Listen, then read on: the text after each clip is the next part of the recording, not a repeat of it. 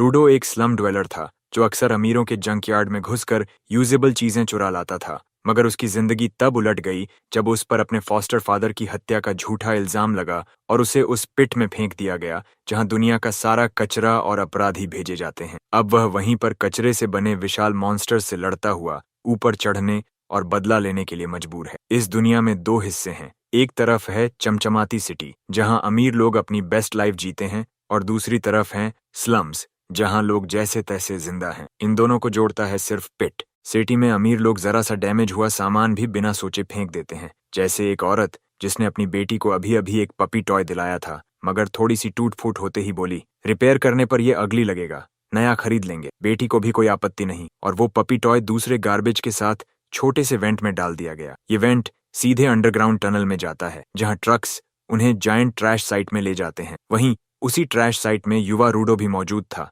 Truck से आए सामान को खरीदते और छांटते हुए। अगले दिन सिटी में गार्बेज रेडर की खबर फैल गई और लोग स्लम ड्वेलर्स को दोष देने लगे। दूसरी तरफ स्लम्स में सब जानते थे कि ये काम रूडो का ही है। कई लोग चाहते थे कि वो पकड़ा जाए मगर रूडो को फर्क नहीं पड़ा। उसने अपने रिपेयर्ड सामान का शॉप लगा लिया। तभी उसकी दोस्त चीवा वहां आई और गुस्से से पूछा, तू ये बड़ा रिस्क लेकर सिटी के कचरे में क्यों घुसता है? रूडो ने कहा, वो रिच बास्टर्ड्स परफेक्टली यूजेबल चीजें फेंक देते हैं, मुझे उन पर तरस आता है और अगर बेचकर पैसे भी मिल जाए तो और अच्छा। ची थोड़ा समझी मगर तभी तीन लड़के आए, नाक पकड़कर बोले, यहाँ गार्बेज की बदबू आ रही है। उन्होंने ची को कहा कि वो रूडो से दूर रहे वरना उसकी भी स्मेल ऐसी हो जाएगी। उन्होंने मजाक उड़ाया कि उसके मोटे काले ग्लव्स शायद ओबामा के राष्ट्रपति बनने के समय से नहीं धुले और एक टच से ही रैशेज हो जाएंगे। एक लड़के ने रूडो का नया ठीक किया लैंटर्न लात मारकर गिरा दिया, कहते हुए, कोई ये गार्बेज नहीं खरीदेगा। फिर बोले कि उसके ग्लव्स से ज्यादा डरावने उसके हाथ हैं, इसलिए वो छुपाता है। रूडो चुप रहा मगर जब एक ने उसे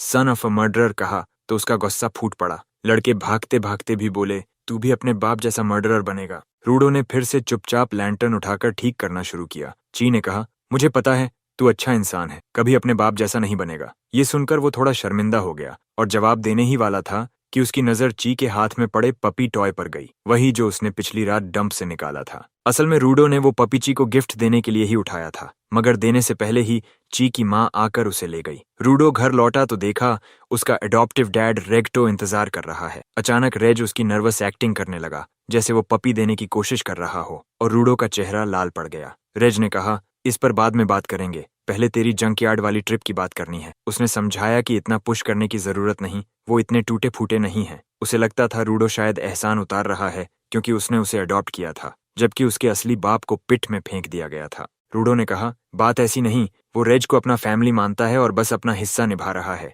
रेज ने हंसकर कहा, इतनी ऑनेस्टी ची से भी रख। ये सुनते ही रूडो बुरी तरह फिसल पड़ा और पिछली रात की गन वुंड में चोट लगा ली। रेज ने तुरंत फर्स्ट एड दी और उसके हाथों की बैंडेजेस भी बदली। उन हाथों को देखते हुए रूडो को याद आया, जितना उसे याद है वो हमेशा जख्मी रहे हैं। लोग हमेशा जज करते और कभी कभी दर्द असहनीय हो जाता। फिर एक दिन रेज ने उसे ब्लैक ग्लव्स दी जो दर्द को जैसे जादुई तरीके से दबा देते थे। ड्रेसिंग खत्म करके रेज ने छेड़ा, ची को बोल दे, नहीं तो कोई और ले जाएगा। सड़क के कोने पर एक क्रीपी मास्क्ड आदमी ये सब सुन रहा था। अगले दिन हिम्मत जुटाकर रूडो पपी लेकर ची के घर की तरफ निकला। रास्ते में पिट के किनारे पहुंचा जहां आज एक और क्रिमिनल को फेंका जा रहा था। स्लम्स में आम नजारा। वो एग्जीक्यूशन देख सोच रहा था कि अंदर लोगों का क्या होता होगा। तभी ची आ गई। काफी ब्रूटल है ना? रूडो घबरा गया, वो तैयार नहीं था। ची ने कहा, वो नहीं चाहती कि रूडो पिट में फेंका जाए। कचरे में बहुत सी चीजें फेंकने लायक नहीं होती, लेकिन तेरी जान की रिस्क सही नहीं, उसने कहा। रूडो ने जवाब दिया, रेज ने भी यही कहा। ची बोली, क्योंकि वो तुझसे प्यार करता है। रूडो का 2 मेगाबाइट रैम वाला दिमाग समझा, ची कह रही है वो भी उससे प्यार करती है। ची को एहसास हुआ कि उसके शब्द गलत मतलब में लिए जा सकते हैं। वो लाल पड़ गई, लेकिन तब तक रूडो का दिमाग उड़ चुका था। वो जमीन पर गिरकर चेहरा ढंक लिया और पपी उसे थमाते हुए कहा, शायद तू इसे नहीं चाहेगी, ये गार्बेज से आया है, पर मुझे लगा पपी तेरे साथ ज्यादा खुश रहेगा। उसकी खुशी का ठिकाना नहीं रहा जब चाई ने टॉय स्वीकार कर कहा, मैं इसे चेरिश करूंगी। लौटते हुए रूडो उछल कूद करता सोच रहा था, ये बात रेज को तुरंत बतानी होगी। रास्ते में कुछ गार्ड्स दिखे पर उन्होंने उसे नजरअंदाज किया। घर पहुंचा तो दरवाजा खोलते ही बोला, रेज तू सुन, मगर आगे के नजारे ने उसका खून जमा दिया। रेज फर्श पर था और उस पर एक क्रीपी मास्क्ड आदमी झुका हुआ। उस आदमी ने सिर घुमाकर रूडो को देखा, फिर नाइफ और गहरे उसके शरीर में उतार दी। रूडो ने होश खोकर उस पर धावा बोला, मगर इतनी जोर से मारा गया कि कब बेहोश हुआ उसे पता भी नहीं चला। होश आया तो मास्क्ड किलर काम खत्म कर चुका था। फर्श से एक किताब उठाई और बाहर निकलते हुए रूडो पर एक नजर डाली। रूडो उसका पीछा करने ही वाला था कि उसने रेज की आवाज सुनी। वो किसी तरह जिंदा था। अपने आखिरी सांसों में उसने कहा, भाग जा और इस हीप ऑफ अ वर्ल्ड को बदल दे। रूडो ने घुटनों के बल बैठकर वादा किया, मैं मदद लाता हूँ, मगर रेज बस यही कहता रहा, भाग, इसे बेहतर बना। और उसके शरीर से जान निकल गई। रूडो वहां पत्थर की तरह जम गया,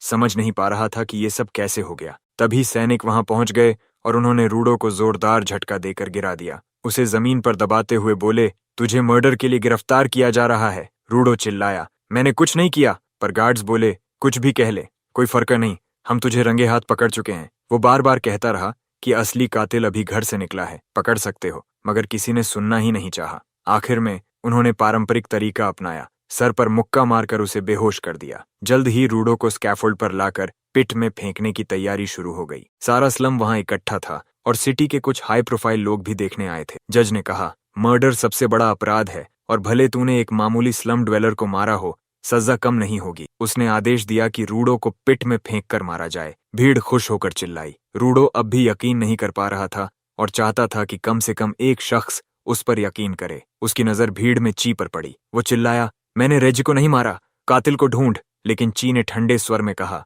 मैंने तुझ पर भरोसा किया था, पर तू काबिल नहीं निकला। आखिरकार तू एक मर्डरर का बेटा ही है। उसने पपी टॉय जमीन पर गिराया और पीठ फेर ली। ची का यह धोखा रूडो के सीने में तीर की तरह लगा। वो भीड़ पर गरजा, तुम मुझे ह्यूमन फिल्थ कहते हो, असली गंदगी तो तुम हो, बिना दिमाग, बिना इरादे के मांस के लोथड़े। उसने कसम खाई, तुम सबको मैं नर्क भेजूंगा। तभी उसकी नजर पड़ी। कातिल भी भीड़ में मौजूद था, मगर किसी को बताने का मौका नहीं मिला, क्योंकि अगले ही पल उसे धक्का देकर पिट में गिरा दिया गया। रूडो को लगा जैसे वो सदियों से गिर रहा हो और एक समय पर उसका होश उड़ गया। नीचे कचरे के पहाड़ ने उसकी लैंडिंग बचा ली। होश आया तो देखा वो बिल्कुल सही सलामत था। ये क्या हो रहा है, मैं अभी जिंदा कैसे हूँ? तभी सड़ी गली बदबू ने उसकी नाक जला दी। गार्बेज थीफ होते हुए भी उसने मुंह नाक ढक लिया। उसके सामने फैला था कचरे का अंतहीन समुद्र और कई अनजानी चीजें। ये जगह आखिर है क्या? तभी एक विशाल परछाई उस पर पड़ी। वो पलटा और आंखें फैल गईं। एक विशाल गार्बेज मॉन्स्टर अपने दांत दिखा रहा था। कुछ पल के लिए उसका दिमाग सुन्न हो गया। उसे याद आया,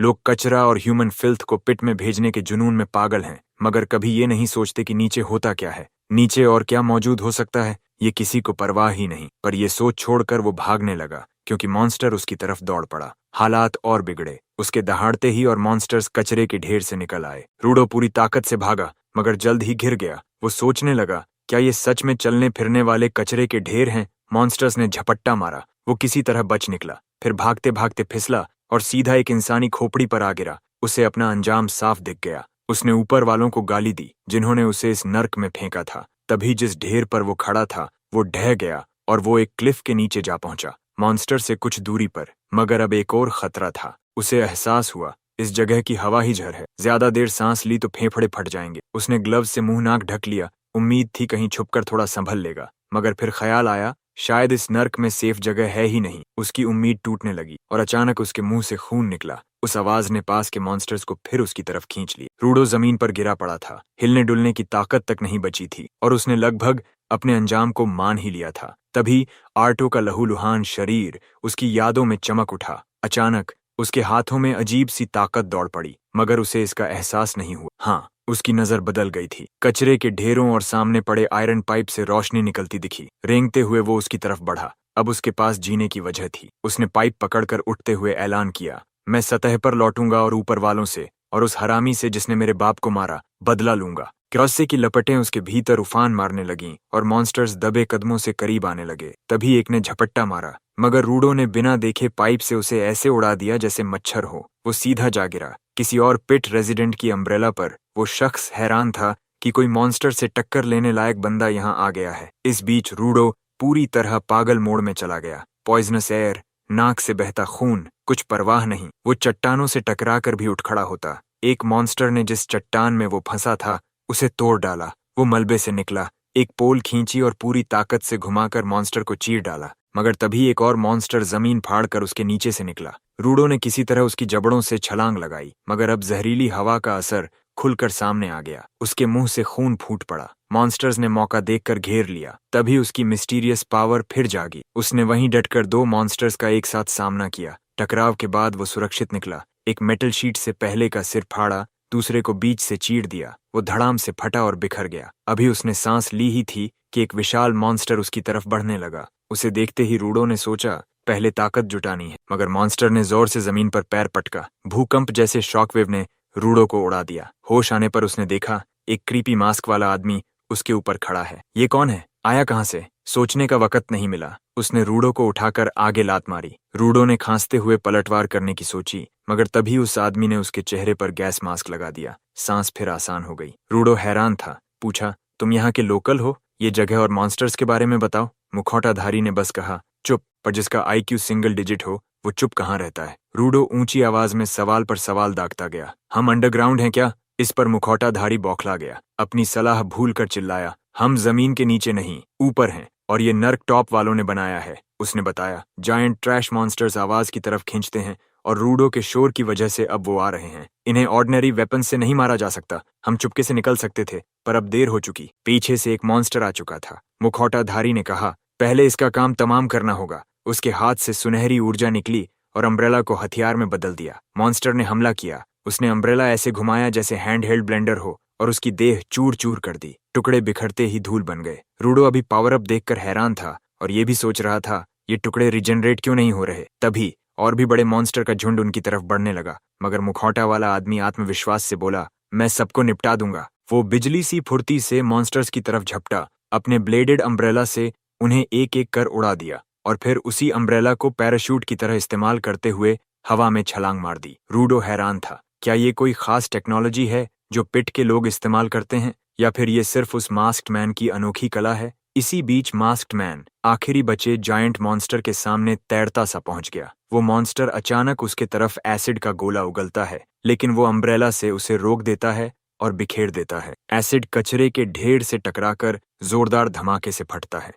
इसके बाद मास्क्ड मैन मॉन्स्टर के सिर पर पैर रखकर और ऊंचाई में उछल गया। उसने अपने अम्ब्रेला में और ज्यादा एनर्जी भर दी, जिससे वो बड़ा और विनाशकारी हो गया। फिर वो सीधा मॉन्स्टर के सिर की ओर गोता लगाता है, उसे और नीचे की जमीन को भी चीर डालता है। काम खत्म होते ही मास्क्ड मैन वापस रूडो के पास आया। रूडो ने पूछा, ये आखिर है कौन? आदमी ने मास्क उतार कर कहा, इंजन, एक साधारण क्लीनर। लेकिन अगले ही पल जहरीली हवा ने उसे पछतावा करा दिया। इंजन ने रूडो को गाली दी कि उसने उसे मास्क उतारने पर मजबूर किया। तभी रूडो अचानक बेहोश होकर गिर पड़ा। बेहोशी में उसे बचपन की एक घटना याद आई। वो रोता हुआ घर लौटा था क्योंकि कुछ लड़कों ने उसे सीवर में धकेल दिया था। उसने उन लड़कों से कहा था कि चीजों में जान होती है, लेकिन उन्होंने विश्वास नहीं किया। रीटो ने पूछा, क्या उसने उस लड़के को पीठ पर मारा? रूडो ने कहा, नहीं। उसने पूछा, क्या ये सच है कि अगर किसी वस्तु को प्यार से रखा जाए तो उसमें एक दिन आत्मा बस जाती है? रीटो ने सफाई करते हुए कहा, ये बस एक पुरानी कहानी है ताकि लोग अपने पास की चीजों को संजो कर रखें, पर उसे व्यक्तिगत तौर पर यह मानना अच्छा लगता है। रूडो की जिज्ञासा और बढ़ गई। क्या उनके घर की चीजों में भी आत्मा है? उसने पूछा, क्या मेरे ग्लव्स में भी? रीटो ने मुस्कुराकर कहा, अगर तू इन्हें ध्यान से रखेगा तो एक दिन जरूर होगी। इसी ख्याल के साथ रूडो अचानक सपने से जागा और पाया कि वो जंजीरों से बंधा हुआ है और इंजन उसे घसीट रहा है। रूडो ने उसे गालियां दी और कहा, उसे छोड़ दे। इंजन बोला, वो बस उसे सुरक्षित जगह ले जा रहा है। लेकिन रूडो को अब सिर्फ बदला लेना था, वापस ऊपर स्फीयर में जाना था। इन शब्दों पर इंजन रुक गया और बोला, वापस स्फीयर पहुंचना नामुमकिन है। उसने समझाया, स्फीयर आसमान में है और लगातार घूमता रहता है, वहां वापस जाना अब मुमकिन नहीं। फिर भी वो रूडो को खींचता रहा, कहता रहा, तुझे अब इस हालात को स्वीकार कर लेना चाहिए। लेकिन रूडो ने हार मानने से इनकार किया। वो हर हाल में स्फीयर लौटेगा। उसे यकीन था कि इंजन रास्ता जानता है, पर छुपा रहा है। रूडो चिल्लाया, सब बता दे, वरना मैं इतना शोर मचाऊंगा कि और मॉन्स्टर्स आ जाएं। ये सुनकर इंजन चिढ़ गया। उसने कहा, मैं तुझे बता दूंगा ये जगह कैसी है, और उसे और बेरहमी से घसीटते हुए एक कैनियन के बीच साफ सुथरे इलाके में ले आया। ये जगह आसपास से 100 गुना साफ थी। इंजन ने उसे वहीं पटक दिया और बोला, मजे कर। रूडो ने गाली देकर कहा, कम से कम मुझे खोल तो दे। लेकिन इंजन चुपचाप चला गया। अचानक ट्रक से कुछ आदमी निकले। सबने गैस मास्क पहने हुए थे और रूडो की तरफ बढ़ने लगे। रूडो ने सोचा, क्या ये इस जगह के निवासी हैं? लोग भी उसे उत्सुकता से देख रहे थे। उसके कपड़ों को देखकर वो सोचने लगे, क्या ये स्फीयर से गिरा है? वो धीरे धीरे अजीब सी नजरों के साथ करीब आने लगे। रूडो ने घबरा कर कहा, हाँ, मैं स्फीयर से गिरा हूँ। ये सुनते ही उन्होंने अपने मास्क फेंक दिए और खुशी से पागल हो गए, क्योंकि पहले उन्हें हमेशा स्फीयर ड्वेलर्स की सिर्फ लाशें मिली थीं। जिंदा एक देखना उनके लिए पहली बार था। वो बहुत उत्सुक होकर रूडो का चेहरा टटोलने लगे तो वो पीछे हट गया। उन्होंने कहा, हम कोई नुकसान नहीं करेंगे, और उसकी जंजीरें खोलने लगे। रूडो को लगा, ये इंजन से तो काफी अच्छे हैं, लेकिन ये सिर्फ एक जाल था और थोड़ी देर में वो फिर से ट्रक के अंदर कसकर जकड़ दिया गया। रूडो हैरान था, आखिर हो क्या रहा है। बाहर खड़े लोग खुशी से बातें कर रहे थे, कह रहे थे कि वो कितने लकी हैं, क्योंकि असली जिंदा स्फीयर ड्वेलर मिलना सोने की खान जैसा है। उन्होंने कहा, लोग पागलों की तरह उनके बॉडी पार्ट्स और कपड़ों के लिए पैसे देते हैं, और इतना रेयर मिलना तो सबको दीवाना कर देगा।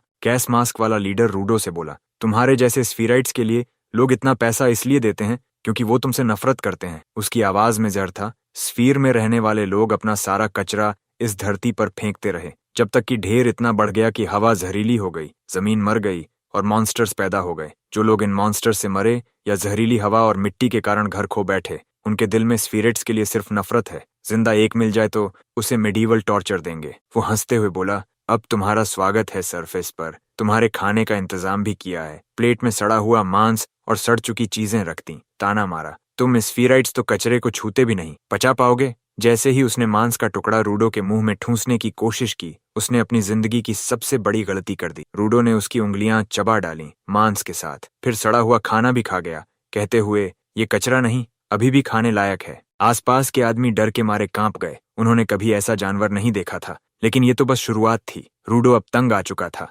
लोगों के इस रवैये से कि चीजों को बेकार कहकर फेंक दो। उसकी ताकत फिर से जग गई। जंजीरें तोड़ दी, बाहर कूदकर अपनी एनर्जी जमीन में छोड़ी। आसपास के सामान हवा में उठने लगे। दूर खड़ा इंजन सब देख रहा था, खुश था कि रूडो भी एक गिवर निकला, जो चीजों में जान डाल सके और उनकी ताकत निकाल सके। ठीक उसकी तरह जमीन पर रूडो को रीटो की बातें याद आईं कि चीजों को प्यार से रखो, वो जिंदा हो जाती हैं और इंसानों का ख्याल भी रखती हैं। उसने मास्क फेंका और जिस चेन से बांधा गया था उसमें जान डाल दी, उसे हथियार बना लिया। लोग उसकी तरफ दौड़े, लेकिन रूडो ने जमीन पर चेन पटकी और सब पीछे हट गए। उनके लीडर ने चिल्लाकर कहा, चेन पर वार करो, गिवर अपने ऑब्जेक्ट के बिना बेकार है। उन्होंने रूडो को जल्दी ही निहत्था कर दिया, लेकिन सबके होश उड़ गए जब रूडो ने एक टायर उठाया और उसे हथियार बना डाला। ये ताकत तो बड़े बड़े गिवर्स में भी कम मिलती है। उसने जल्दी जल्दी सबको गिरा दिया और लीडर की तरफ बढ़ा, जो गालियां देता हुआ डर से कांप रहा था। रूडो वार करने ही वाला था कि इंजन आकर उसे रोक देता है। रूडो होश में आया, उसकी ताकत गायब हो गई। टायर धूल में बदल गया और उसकी नाक से खून बह निकला। वो समझने की कोशिश करता रहा कि अभी उसने किया क्या। इंजन ने कहा, इस तरह ताकत का इस्तेमाल शरीर को थका देता है। फिर बोला, माफ करना, पर मैं तुम्हारी ताकत जांचना चाहता था। अब मैं तुम्हें इस दुनिया और तुम्हारी पावर्स के बारे में सब बताऊंगा। बदले में तुम क्लीनर्स में शामिल हो जाओ। रूडो के लिए ये सब ज्यादा था। उसने साफ कहा, नहीं, लेकिन इंजन को ना का मतलब नहीं पता था। वो उसे क्लिनिक ले गया और अपने दोस्त को फोन किया, एक जीनियस मिला है, क्लीनर्स में भर्ती कर लिया। रूडो हैरान, मैंने हाँ कब कहा? उसने कहा, मुझे तुरंत स्फीयर वापस जाना है। लेकिन क्रीपी डॉक्टर, जिसकी आंखें बिलियर्ड्स टेबल के छेद से भी बड़ी, चिल्लाया, चुप, नोमैन्स लैंड में गया, वहां की हवा जहर है, ऊपर से किडनैप हो गया, तुम बेवकूफ सैंडविच हो। उसने कहा, इंजन को थैंक बोलो, उसने तुम्हें एक दिन में 2 मौतों से बचाया। रूडो ने मन ही मन इंजन को गाली दी, फिर डॉक्टर को, जो असल में बूढ़ी औरत निकली और बुरा मान गई जब रूडो ने उसे बूढ़ा आदमी कहा। इलाज खत्म होते ही उसने दोनों को लात मारकर बाहर निकाला। बाहर रूडो ने इंजन को इलाज का पैसा देने के लिए धन्यवाद कहा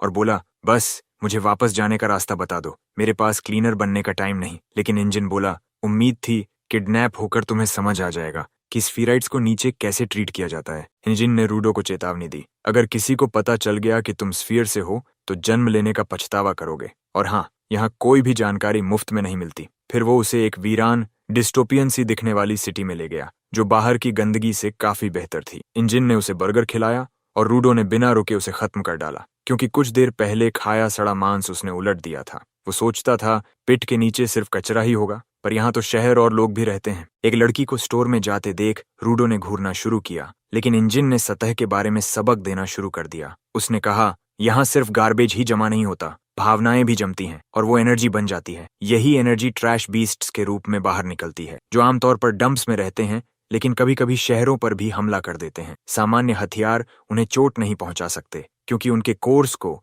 सिर्फ रूडो के ग्लव्स जैसे वाइटल इंस्ट्रूमेंट्स ही नष्ट कर सकते हैं। रूडो हैरान हुआ। इंजन ने समझाया, जब किसी वस्तु को लंबे समय तक ध्यान से रखा जाता है तो उसमें भी एनर्जी जमा होती है और उसे वाइटल इंस्ट्रूमेंट कहते हैं। लेकिन हर कोई उसकी ताकत निकाल नहीं सकता। हम जैसे लोग जो कर सकते हैं उन्हें गिवर्स कहते हैं। क्लीनर्स में सिर्फ गिवर्स होते हैं जो ट्रैश बीस्ट्स को खत्म करते हैं। रूडो ने पूछा, अगर मैं क्लीनर्स में शामिल हो जाऊं तो क्या तुम मुझे स्फीयर लौटने का तरीका बताओगे? इंजन बोला, मुझे नहीं पता। रूडो भड़क गया, तुमने धोखा दिया। इंजन ने याद दिलाया, मैंने कभी नहीं कहा कि मुझे वापसी का रास्ता पता है, लेकिन मेरा बॉस बहुत समझदार है, शायद वो मदद कर सके। रूडो चिढ़ गया, अब उसे इंजन के बॉस से मिलना पड़ेगा। फिर इंजन ने ग्लव्स के बारे में पूछा। रूडो ने कहा, पापा ने दिए थे, उन्हीं की आखिरी याद है। इंजन समझ गया कि रूडो उन्हें इतना क्यों संजो कर रखता है। उसने कहा, इन्हें संभाल कर रखना, इनमें एक मजबूत सोल है। रूडो भावुक हो गया क्योंकि बाकी सबने हमेशा उसका मजाक उड़ाया था। तभी इंजन को एक मैसेज मिला। वो अपने एक काम के दोस्त से मिलने वाला था।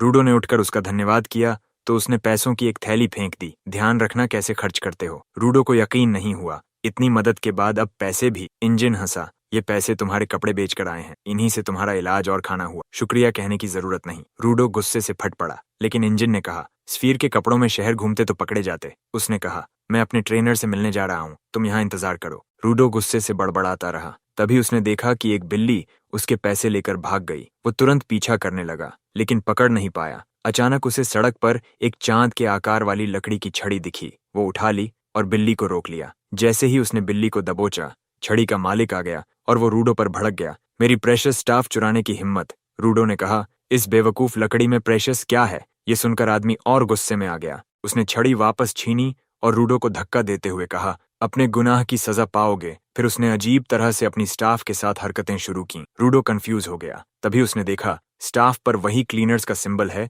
जो इंजन के अम्ब्रेला पर था, यानी ये आदमी भी क्लीनर है। उसने अपनी स्टाफ की ताकत जगाई और उसे हथियार बनाकर रूडो पर वार किया, लेकिन जानबूझकर चूक गया क्योंकि इंजन पहले ही उसे रूडो के बारे में बता चुका था। वो बोला, मैं जानका हूँ, इंजन की रिक्वेस्ट पर तुम्हारा ट्रेनर। फिर ताना मारा, कभी सोचा नहीं था कि मुझे एक बच्चे को सिखाना पड़ेगा कि चोरी मत करो। रूडो बोला, मैं बस स्टिक उधार ले रहा था, पैसे वापस लाने के लिए। जानका ने हंसते हुए कहा, लगता है तुम्हारे बाप ने सही परवरिश नहीं दी। ये सुनते ही रूडो का खून खौल उठा क्योंकि रीटो के बारे में कोई बुरा बोले, ये वो बर्दाश्त नहीं कर सकता था। रीटो की याद आते ही रूडो को वो बात याद आई, अगर चाहते हो कि कोई तुम्हारी सुने तो लड़ाई में पहला कदम पीछे लो और सामने वाले का हाल समझो। उसे लगा जानका का गुस्सा जायज है, आखिर उसने उसकी कीमती चीज अचानक ले ली थी। अगर किसी ने उसकी ग्लव्स छीन ली होती तो वो भी भड़क जाता। रूडो ने माफी मांगी। जानका भी तुरंत ठंडा पड़ गया, कोई बात नहीं, स्टाफ लौटा दी, बस मुझे भी शांत रहना चाहिए था। रूडो हैरान था, ये पहली बार था जब उसने सिर्फ बातों से माहौल शांत कर दिया। जानका ने उसे उठाया और पूछा, तुम्हारा वाइटल इंस्ट्रूमेंट क्या है। रूडो ने कहा, शायद ग्लव्स, पर उनकी एबिलिटी नहीं पता। जानका ने ग्लव्स देखे, काफी कूल हैं। रूडो अभी भी उसके अचानक बदले अंदाज पर अटका हुआ था। फिर उसे समझ आया कि वो मुस्कुरा रहा है। रीटो कहता था, दोस्ती करनी है तो मुस्कुराओ। दिक्कत ये कि रूडो ने कभी मुस्कुराया ही नहीं। चेहरे की मसल्स के लिए उसे जिम ट्रेनर चाहिए था, पर उसे पता नहीं। नतीजा, उसने इंसान की सबसे डरावनी शक्ल बना दी। जानका चीखा, ये क्या मुंह बनाया है। जानका को लगा वो मजाक उड़ा रहा है। रूडो ने समझाया, ये मेरी सबसे अच्छी स्माइल है। जानका बोला, अंधा भी पहचान ले कि ये स्माइल नहीं। रूडो ने आंखें मुंह बंद करके फिर कोशिश की, थोड़ा कम डरावना दिखा, पर जानका फिर भड़क गया। उसे लगा रूडो ओवर कॉन्फिडेंट है। इंजन ने जीनियस कहा, अब अकड़ रहा है। उसने ताना मारा, ऐसे गोल्स पूरे नहीं होंगे। रूडो को चुभ गया। स्फीयर लौटने और रीटो की आखिरी इच्छा पूरी करने की कसम उसने खा रखी थी। उसने चेताया, मजाक मत उड़ाओ। जानका ने स्टाफ निकाली, हम कभी नहीं पटेंगे। रूडो भी तैयार, कचरे से एक मेटल रॉड खींची और उसकी पावर जगा दी। जानका हैरान, रैंडम ऑब्जेक्ट को वाइटल इंस्ट्रूमेंट की तरह इस्तेमाल करना। अब समझ आया कि इंजन ने जीनियस क्यों कहा, लेकिन वो आत्मविश्वासी था। सिर्फ नेचुरल टैलेंट मेहनत को नहीं हरा सकता। उसका ताना डिस्ट्रैक्शन था। स्टाफ रूडो के पास से बाल बाल चुकी और वो बचते बचाते पीछे हट गया। जानका ने हमला तेज किया और जल्द ही रूडो को जमीन पर गिरा दिया। जीत पर संतुष्ट जानका ने कुछ अपने चेहरे से पोंछा, सूंघते ही चेहरा सफेद पड़ गया। वो पूप था। असल में वो मेटल रॉड एक टॉयलेट प्लंजर का हिस्सा था। जानका समझाने लगा, पर रूडो सुनने के मूड में नहीं था। वो प्लंजर घुमाने लगा, जो अब भी किसी के कल रात के खाने से भरा था। जानका घबराकर बचता रहा, उड़ते हुए कीचड़ से डरकर भाग खड़ा हुआ। रूडो समझ नहीं पाया कि वो क्यों इतना डरा, लेकिन फायदा तो था। वो टॉम जेरी जैसी गली दर गली दौड़ शुरू कर दी। आखिर जानका मेन स्ट्रीट की ओर भागा, पीछे रूडो। अचानक एक बिल्ली ने जानका का पैर अटका दिया। वो गिरा और रूडो ने मौका देख कूदकर पूरा जोर लगाकर प्लंजर मारा। हवा में उड़ते कीचड़ के बमों से जानका बेहोश हो गया। कुछ देर बाद इंजन वहां पहुंचा और सामने का नजारा देखकर ठिठक गया। इंजन ने पूछा, मिले अपने नए टीचर से। रूडो ने उंगली से इशारा किया। जानका कचरे के ढेर पर पड़ा पागलों सा फड़फड़ा रहा था। इंजन ने उसे साफ कराया और गाड़ी में बिठाया, मगर हंसी रोक नहीं पा रहा था। पूप ने काम तमाम कर दिया। रूडो को भी झटका लगा ये जानकर कि वो सड़कों पर किस हथियार को लहरा रहा था। इंजन ने बताया, जानका बिगड़ैल है, उसने सोचा भी नहीं था कोई ऐसे उसे संभाल सकता है। रूडो ने पीछे सीट पर पड़े बूट्स देखे और इंजन बोला, पहली मुलाकात ठीक नहीं रही, पर ये तुम्हारा टीचर होगा। वाइटल इंस्ट्रूमेंट्स का सबसे माहिर ट्रेनर। अंदर सांवली मामी सी रिसेप्शनिस्ट प्लेबॉय पढ़ रही थी। इंजन ने परिचय कराया, ये सेमू है, हर नए सदस्य को देखती हैं। वो कुछ बताने ही वाला था कि सेमू ने कांटे से दोनों मक्खियां एक साथ मार दी। रूडो दंग रह गया। सेमू ने मुस्कुराकर कहा, इंजन ने तुम्हारे बारे में सब बताया, पर मुझे खुद आंकना होगा। उसने चश्मा ठीक किया और इंजन ने समझाया, वो उसका वाइटल इंस्ट्रूमेंट है जो विजन बढ़ाता है। ध्यान से देखने पर वो किसी की असली क्षमता देख सकती है। सेमू ने ताकत जगाई, रूडो को परखा, फिर अचानक बंद कर दिया। इंजन ने पूछा, क्या देखा? वो बोली, ये पहले से एथलेटिक है, बस वाइटल इंस्ट्रूमेंट का इस्तेमाल सीखना है। इंजन ने शक से देखा। और सेमू बोली, इसकी गर्दन के पीछे अभी भी पूप है। इंजन हंसी से फट पड़ा और रूडो को बॉस से मिलाने ले गया। मन ही मन जानता था कि सेमू ने कुछ छुपाया है। रास्ते में उसने बताया, कुल 100 क्लीनर्स हैं, मगर मिशनों पर बिखरे रहते हैं। लिविंग रूम में भीड़ देखकर इंजन ने तुरंत दरवाजा बंद कर दिया। परिचय बाद में। बॉस के कमरे के बाहर इंजन ने चेताया, पहला सवाल स्फीयर वापसी का मत करना, बदले में काम का वादा देना, और वाइटल इंस्ट्रूमेंट मत पूछना, किसी को पता नहीं। रूडो अब बॉस को लेकर और जिज्ञासु हो गया। कमरे में दाखिल हुए, खाली। तभी सेमू आई। बॉस मिशन पर है, कुछ दिन नहीं लौटेगा। रूडो खींचा, तो अब क्या करूं? तभी रियो फिर प्रकट हुई। मेरे काम को देखना चाहोगे? रियो ने कहा, बॉस की मंजूरी के बिना तुम क्लीनर नहीं बन सकते। फिलहाल मेरे साथ ट्रेनी बनकर चलो, वैसे भी मैं तुम्हें और जानना चाहती हूँ। रूडो का दिमाग वहीं रुक गया। जिंदगी में पहली बार किसी लड़की का इतना ध्यान मिला था। चुपचाप पीछे पीछे चल पड़ा। वे स्ट्रेटजी रूम पहुंचे जहां सीमू ने बताया, पास के एक छोटे शहर ने मदद मांगी है। प्रदूषित जोन से छोटे ट्रैश बीस्ट्स पास आ रहे हैं। रूडो को जोन के बारे में जिज्ञासा हुई। सीमू को हैरानी, इंजन ने तो बेसिक्स भी नहीं सिखाए। उसने समझाया, जमीन सुरक्षित जोन में बंटी है जहां इंसान रह सकते हैं, और गार्बेज फील्ड प्रदूषित जोन में ट्रैश बीस्ट्स रहते हैं। वो जगह जहां रूडो उतरा था नो मैंस लैंड थी, अत्यंत खतरनाक प्रदूषित जोन जहां लोग पांव रखते ही मर जाते हैं। सेमू ने उसे मास्क थमाया, प्रदूषित जोन में हमेशा पहनना, वरना 15 मिनट में जहरीली गैस मार देगी। बाद में रूडो रियो और उसकी टीम के साथ मिशन पर निकला। रियो ने कहा, हमेशा मेरे पास रहना, सीखने का यही तरीका है। रूडो असहज था, पर सोचने लगा, वो नो मैंस लैंड में कितना समय था और कितना झड़ सांस में गया। उसका ध्यान आगे पड़े कचरे के ढेर पर गया। सोचा, क्या स्फीयर में लोग जानते हैं कि गड्ढे के तले इंसान रहते हैं? पर उसके लिए तो ये कचरा एक खजाना था जहां से वो चीजें ढूंढ कर सुधार सकता है बिना किसी डांट के। रियो से पूछा, ये बाकी लोग कौन हैं? उसने कहा, ये सपोर्टर्स हैं,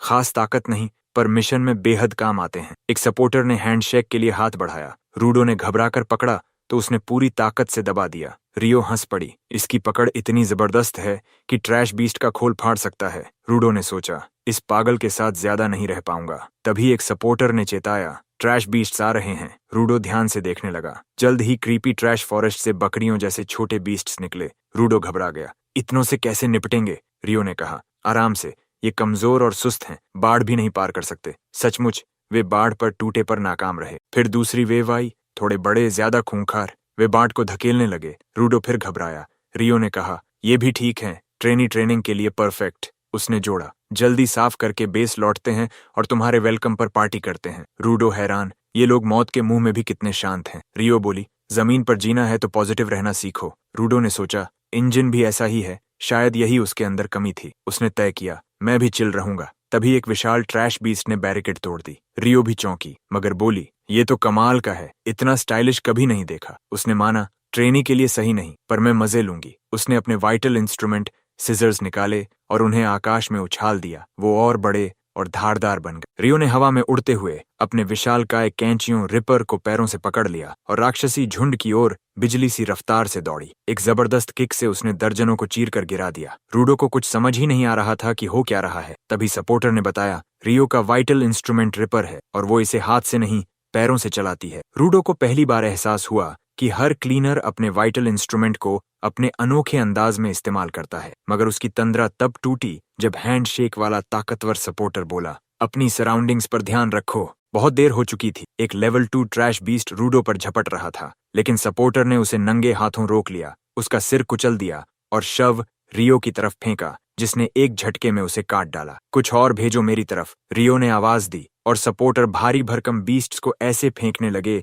मानो वे खिलौने हों। जब तक रूडो ये सब समझ पाता, रियो ने सारे छोटे मोटे दुश्मनों का सफाया कर दिया। सिर्फ बॉस बचा था। बाकी सपोर्टर छोटे बीस्ट्स को निष्क्रिय करने लगे ताकि वे रियो के फाइट में बाधा न डालें। तभी रूडो ने देखा, एक घायल बीस्ट फिर से होश में आ गया और उसने एक सपोर्टर को गिरा दिया। वो उस पर झपट पड़ा और आदमी बच नहीं सकता था। रूडो कूद कर पहुंचा। मैं अपनी कीमत साबित करूंगा ताकि मुझे जल्दी जानकारी मिले। उसने हाथ में पकड़ी लोहे की पाइप को हथियार में बदला। वो एक स्पाइक्ड बैरिकेड में बदल गई। रूडो हैरान। उसे याद ही नहीं कि अपनी ताकत कैसे इस्तेमाल करनी है। अब तक वो सब कुछ इंस्टिंक्ट पर कर रहा था। बीस्ट उस पर हावी हो रहा था। तभी रियो ने आकर एक झटके में उसे खत्म कर दिया। दूसरों को बचाने की तुम्हारी इंस्टिंक्ट सही थी, उसने कहा। सपोर्टर ने रियो से पूछा, बड़े वाले को हराया, 2 टुकड़े कर दिए, पर ये अब भी खड़ा है। रियो ने हैरानी से कहा। वो समझ नहीं पा रही थी कि उसके कोर पर वार के बावजूद वो जिंदा कैसे है। उसने तय किया, इसे छोटे टुकड़ों में काट डालूंगी। सपोर्टर ने नोट किया, एक नया प्रकार का ट्रैश बीस्ट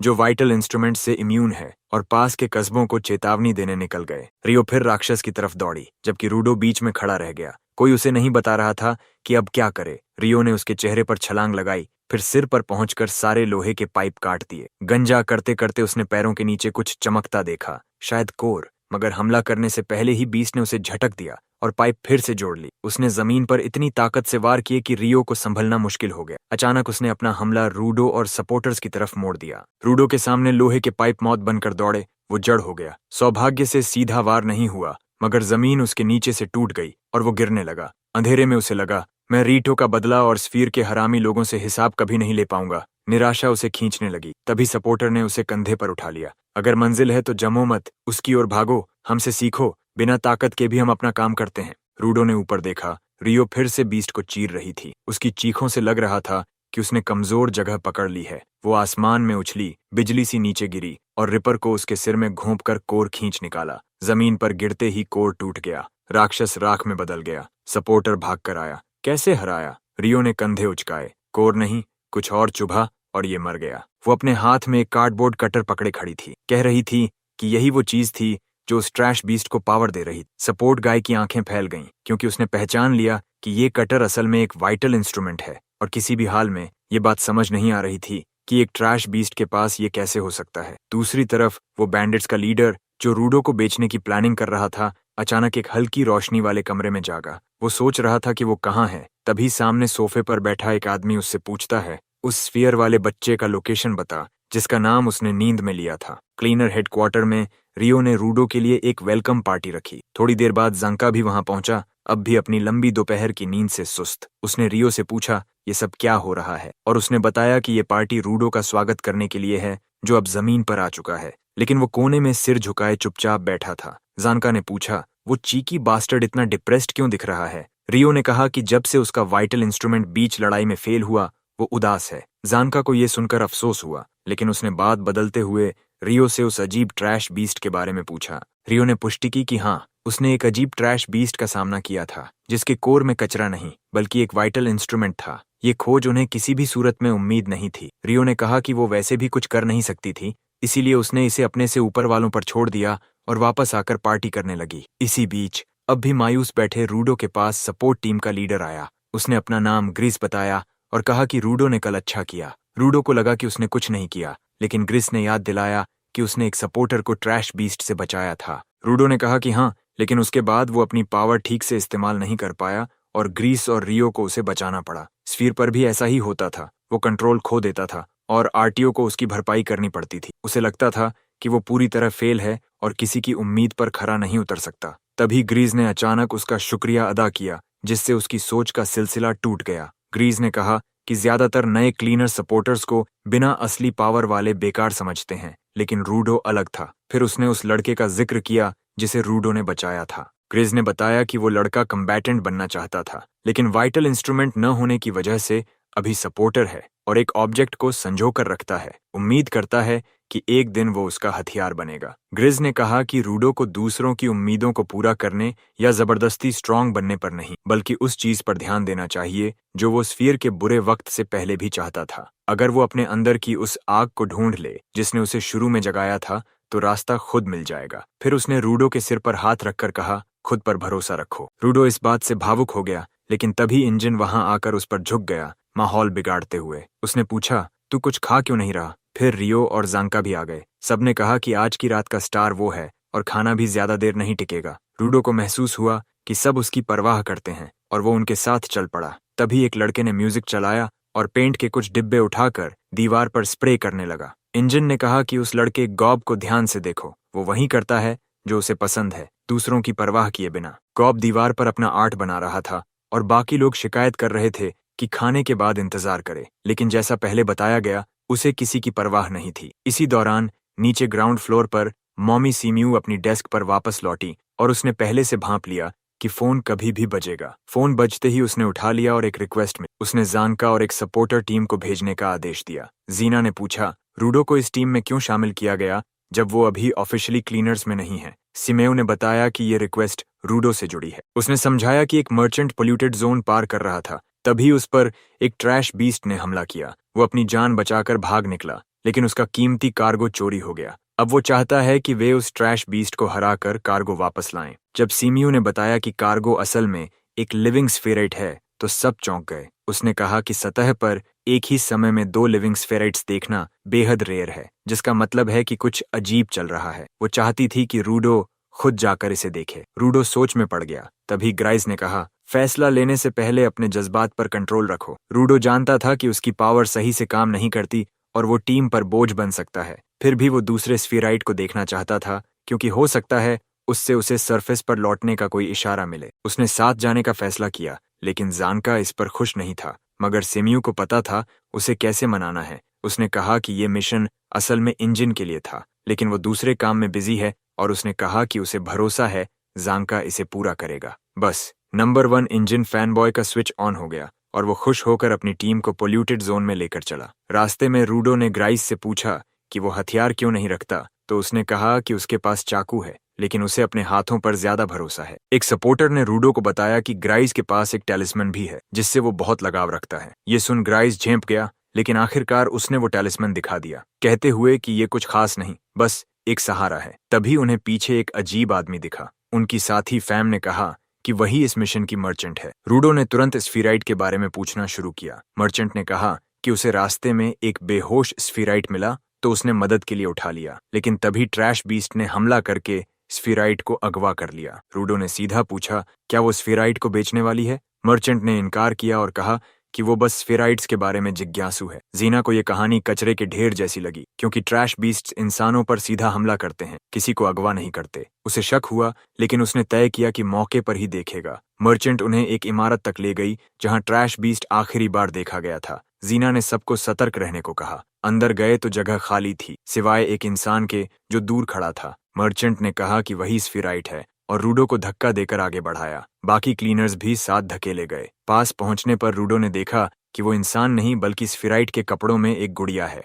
लेकिन तब तक देर हो चुकी थी। मर्चेंट पीछे कूदी और बोली, जल्दी करो। अगले पल रूडो के पैरों के नीचे की जमीन दलदल बन गई और सब नीचे गिर पड़े। नीचे आकर उन्होंने पूछा, ये जगह क्या है और इस स्फीराइट कहाँ है? मर्चेंट ने डरावनी हंसी के साथ रूडो की तरफ इशारा किया। वही स्फीराइट है, और फिर कीचड़ में बदलकर पिघल गई। तभी अंधेरे से 2 आवाजें आईं, स्फीराइट गिवर और बैंगनी रोशनी की एक जोड़ी पास आने लगी। जानका ने सब समझ लिया। ये रेडर्स थे जो अपने पर्पल इलेक्ट्रिक लाइट्स छुपाने की जहमत नहीं करते। उनका मकसद साफ था, रूडो को क्लीनर्स से छीनना। रूडो इन अजीब लोगों को देखकर उलझन में था, लेकिन ग्राइस ने बताया कि ये इस दुनिया के बैंडिट्स हैं और सबसे खतरनाक बात यह है कि ये सब गिवर्स भी हैं। उसने तुरंत आदेश दिया, टीम निकलने का रास्ता खोजे, जबकि वो और फोलो रूडो की रक्षा करेंगे। उसने जानका से कहा कि वो दोनों रेडर्स को अकेले रोके। जानका को यह मंजूर नहीं था, लेकिन कोई और रास्ता भी नहीं था। सपोर्टर्स उलटी दिशा में भागे और ग्राइस ने रूडो को उनके साथ जाने को कहा। रूडो ने कहा, मैं कुछ बैंडिट्स से खुद निपट सकता हूँ, लेकिन ग्राइस ने चेतावनी दी, रेडर को कभी कम मत आंकना, खासकर जब हमें उनकी एबिलिटीज का पता भी नहीं। जानका ने हंसते हुए कहा कि उसे किसी ट्रैश बीस्ट की चिंता नहीं करनी चाहिए,